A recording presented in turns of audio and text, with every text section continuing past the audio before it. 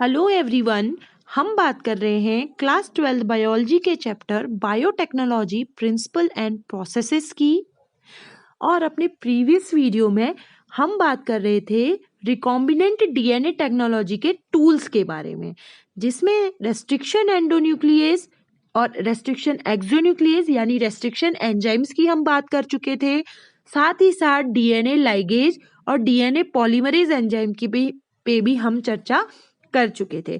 आज हम बात करेंगे क्लोनिंग वेक्टर और होस्ट ऑर्गेनिजम्स यानी बचे हुए डीएनए टेक्नोलॉजी के टूल्स पे हम यहाँ पर चर्चा करेंगे। बच्चों, ये जेल इलेक्ट्रोफोरेसिस कल बात में जो कर रही थी, जेल इलेक्ट्रोफोरेसिस टेक्निक, जिससे हम डीएनए के जो टुकड़े हैं उनको अलग अलग प्राप्त करते हैं। ये देख लीजिए, बड़ा टुकड़ा और छोटे टुकड़े, ठीक है, ये इसका रिप्रेजेंटेशन है। चलिए फिलहाल हम बात कर लेते हैं क्लोनिंग वेक्टर की, जो कि रिकॉम्बिनेंट डीएनए टेक्नोलॉजी का एक इंपॉर्टेंट टूल है। क्लोनिंग वेक्टर्स बच्चों, क्लोनिंग वेक्टर्स यानी जिसमें हम डिजायर डीएनए को जोड़ते हैं, यानी डिजायर जीन को जोड़ते हैं जो हमें चाहिए।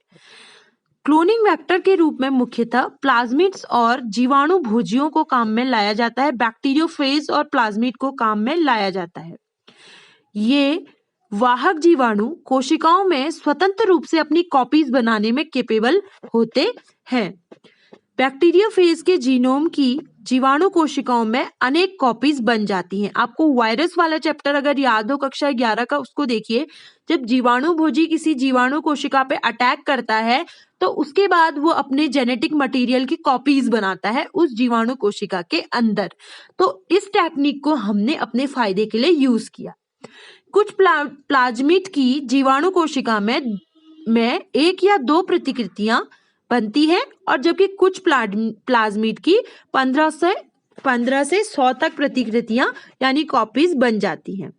यदि ऐसा डीएनए का ऐसा टुकड़ा जो कि हमें चाहिए, जिसमें कि हमारी वांछित जीन हो, उनको इन वाहकों के साथ जोड़ दिया जाता है, तो क्या होता है, ये अपने डीएनए के साथ साथ इस विजातीय डीएनए को भी अपने साथ द्विगुणित नहीं, अपने साथ इसकी भी कॉपीज बना लेते हैं।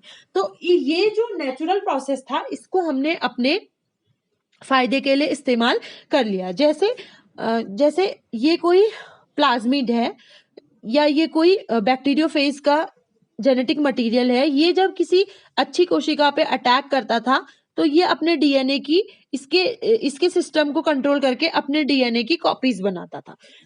अब मनुष्यों ने क्या दिमाग लगाया, मनुष्य ने कहा कि अगर हम किसी ऐसी जीन को जो हमें चाहिए इसके जीनोम के साथ इनकॉर्पोरेट कर देते हैं, माना यहाँ पर हमने वो जीन इनकॉर्पोरेट कर दी, ठीक है, जब ये अपने डीएनए का, अपने जेनेटिक मटेरियल का मल्टीप्लिकेशन करेगा तो इसके साथ ये जो हमारा डिजायर्ड जीन या डीएनए का सेगमेंट है, इसका भी मल्टीप्लिकेशन हो जाएगा, ठीक है।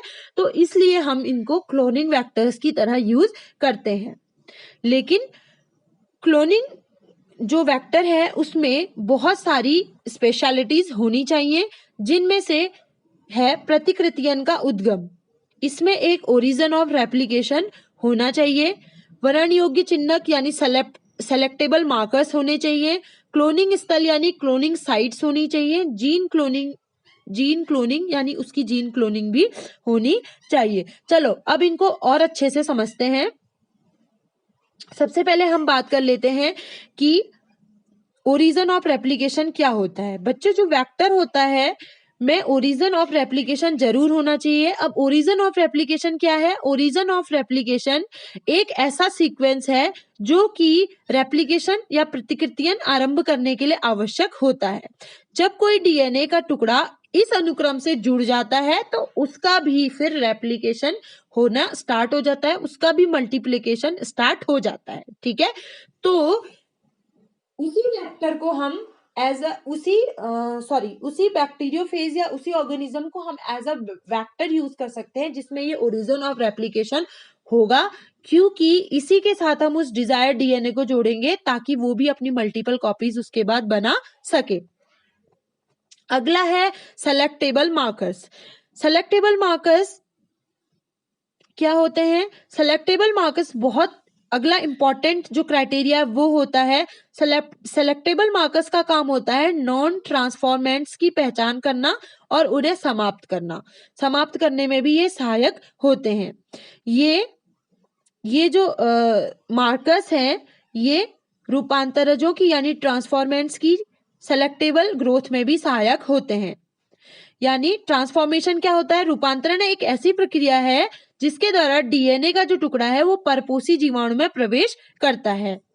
प्राय एम्पिसिलिन, क्लोरोकैम्फिनॉल, टेट्रासाइक्लिन, कैनामाइसिन आदि बहुत सारे ऐसे प्रतिजैविक प्रतिरोधी जीन को ई कोलाई के लिए सेलेक्टेबल मार्कर माना जाता है। ठीक है, जो रूपांतरज क्या होता है? रूपांतरज यानी उसके बाद ये जीवाणु कोशिका में जिसके द्वारा जो डीएनए खंड है वो परपोषी जीवाणु में प्रवेश करता है। अब बात करते हैं क्लोनिंग स्थल की। वाहक में एक ही पहचान स्थल होना चाहिए जहां प्रतिबंधन एंजाइम क्रिया कर सके तथा विजातीय डीएनए को जोड़ा जा सके। एक से अधिक वाहन स्थल होने पर प्रतिबंधन एंजाइम की क्रिया द्वारा वाहक कई स्थानों पर कट जाएगा और जीन क्लोनिंग भी टिपिकल हो जाएगी। अब हम बात करते हैं PBR322। ये देखिए PBR322 ये मोस्ट कॉमनली यूज्ड वेक्टर है।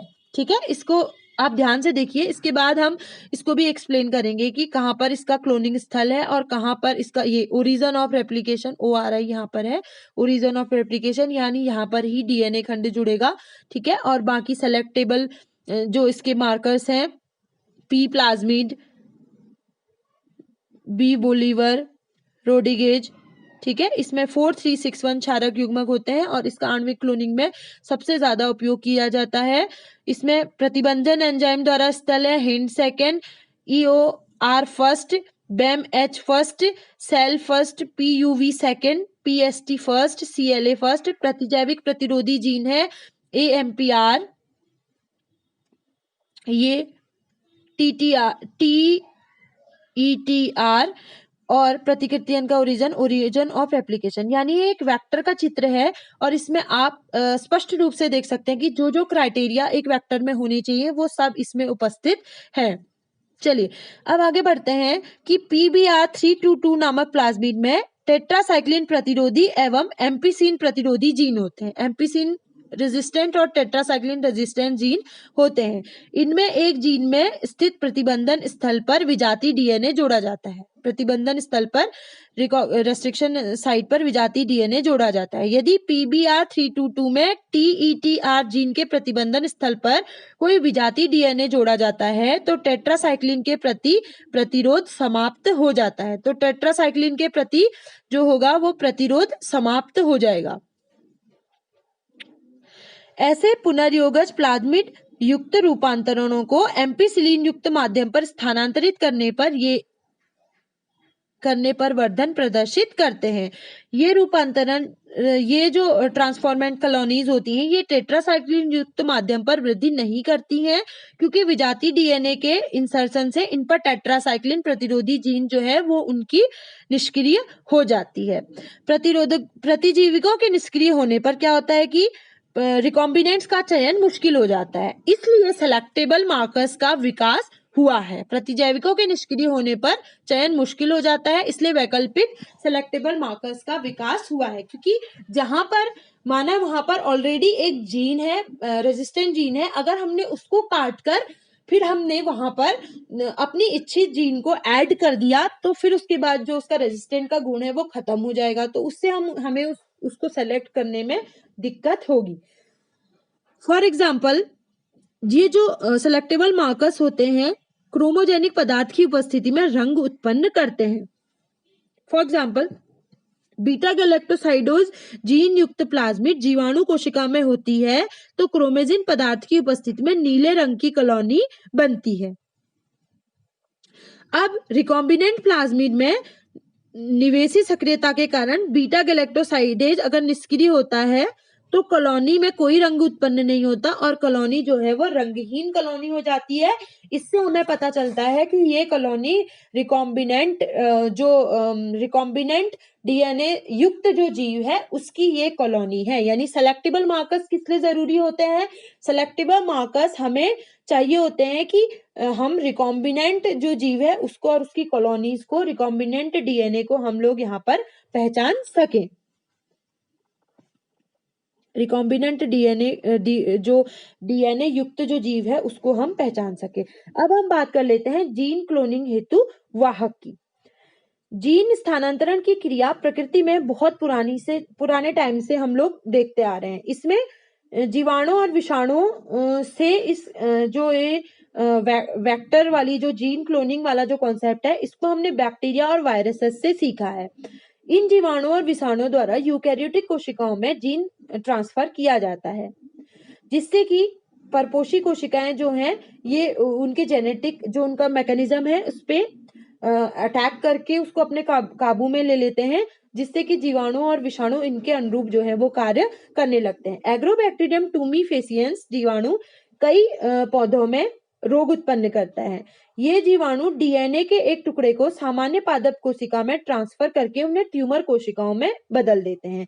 ये ट्यूमर कोशिकाएं एग्रोबैक्टीरियम जीवाणुओं के लिए अच्छे अच्छे रसायनों का, जो उनके लिए आवश्यक रसायन होते हैं, उनका निर्माण करती है। और रेट्रोवायरस सामान्य जंतु कोशिकाओं को कैंसर कोशिकाओं में बदल देते हैं। तो इस तरीके के जो बैक्टीरियोफेज और रेट्रोवायरस है इसको हम लोगों ने उनकी इस जो मैकेनिज्म थी उसको हम लोगों ने यूज किया। यूकैरियोटिक कोशिकाओं में जीवाणु विषाणु द्वारा जीन स्थानांतरण की कला एवं तकनीकी का उपयोग मानव ने जेनेटिक इंजीनियरिंग में किया। इन पैथोजेंस का उपयोग डिजायर्ड जीन्स को एक के स्थानांतरण के लिए किया जाता है। एग्रोबैक्टीरियम टूमीफेसियंस की टीआई प्लाज्मिड को क्लोनिंग वेक्टर के रूप में लिया जा सकता है। यह क्लोनिंग वेक्टर पादपों में रोग उत्पन्न नहीं करता है, बल्कि वांछित जीनों को विभिन्न पादपों में स्थानांतरित करने के लिए कैरियर या वाहक का काम करता है।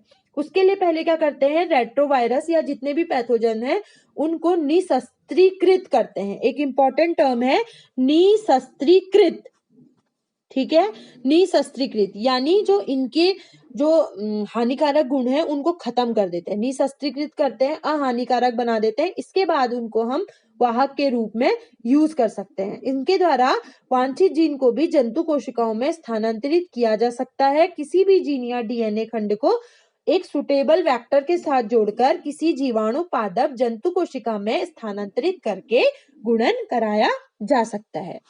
अब ये क्या करते हैं, जैसे एग्रोबैक्टीरियम की टीआई प्लाज्मिड को वाहक के रूप में हम यूज कर रहे हैं क्योंकि यह रोग उत्पन्न नहीं कर, इसको निशस्त्रीकृत करके या अहानिकारक बना के रोग उत्पन्न करने के बजाय जीन के स्थानांतरण के लिए हम लोग प्रयुक्त कर रहे हैं। किसमें? बायोटेक्नोलॉजी की रिकॉम्बिनेंट डीएनए टेक्नोलॉजी के अंतर्गत। उसके बाद क्या करते हैं, जब हमारा पुनर्योगज डीएनए या रिकॉम्बिनेंट डीएनए बन जाता है, रिकॉम्बिनेंट डीएनए को जीवाणु कोशिका या परपोषी में प्रवेश कराया जाता है जिससे कि ये अपनी कॉपीज वहां पर बना सके। लेकिन प्रवेश कराने से पहले जो जीवाणु कोशिका है उसको इस डीएनए को लेने के लिए सक्षम बनाया जाता है। इसके लिए CA++, जैसे धनायन, जैसे और भी धनायन है कि विशेष सांद्रता से इनको संसाधित किया जाता है। इससे पुनर्योगज डीएनए को जीवाणु कोशिका में प्रवेश कराने में सहायता मिलती है। इसके बाद जो जिसके अंदर हमने प्रवेश कराना होता है उसको बर्फ में रखकर इसमें पुनर्योगज डीएनए को फोर्सफुली उसमें प्रवेश कराते हैं। फिर कुछ समय के लिए इसको 40 डिग्री सेल्सियस पर रख देते हैं और फिर इसको फिर से बर्फ पर रख देते हैं, जिससे कि ये जो डीएनए है, रिकॉम्बिनेंट डीएनए है, जो वो आसानी से होस्ट जीव में चला जाए जिससे ये अपनी कॉपीज बना सके। इसकी कुछ अन्य विधियां भी हैं बच्चों, जैसे माइक्रो इंजेक्शन में डीएनए को सीधे ही जंतु कोशिका के केंद्रक में प्रवेश करा दिया जाता है। इसका एक और तरीका है जीन गन, जिसको जीन गन कहते हैं या बायोलिस्टिक भी कहते हैं। इसमें डीएनए से डीएनए से ढके सोने या टंगस्टन के छोटे छोटे कणों को पादप कोशिका में बहुत उच्च वेग के साथ प्रवेश कराते हैं, जिससे कि यह सीधे ही कोशिका जो होस्ट कोशिका है उसके अंदर चला जाता है।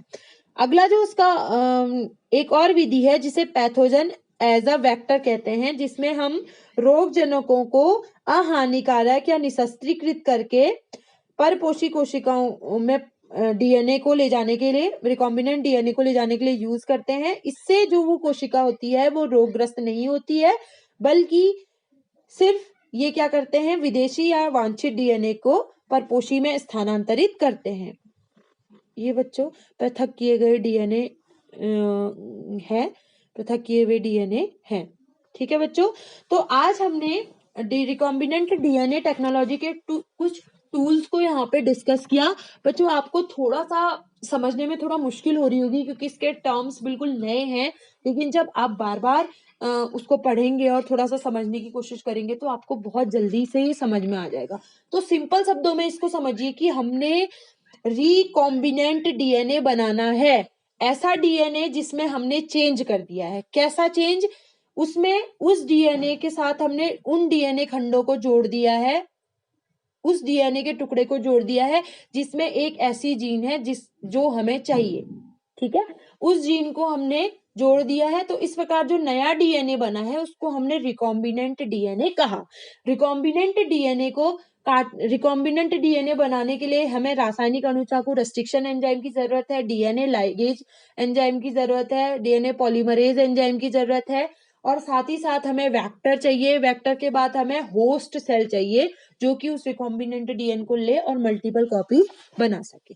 तो बच्चों आज हमने जो कुछ भी चर्चा की आप उसे एक बार समझने का प्रयास कीजिएगा। मिलते हैं अपने नेक्स्ट वीडियो में।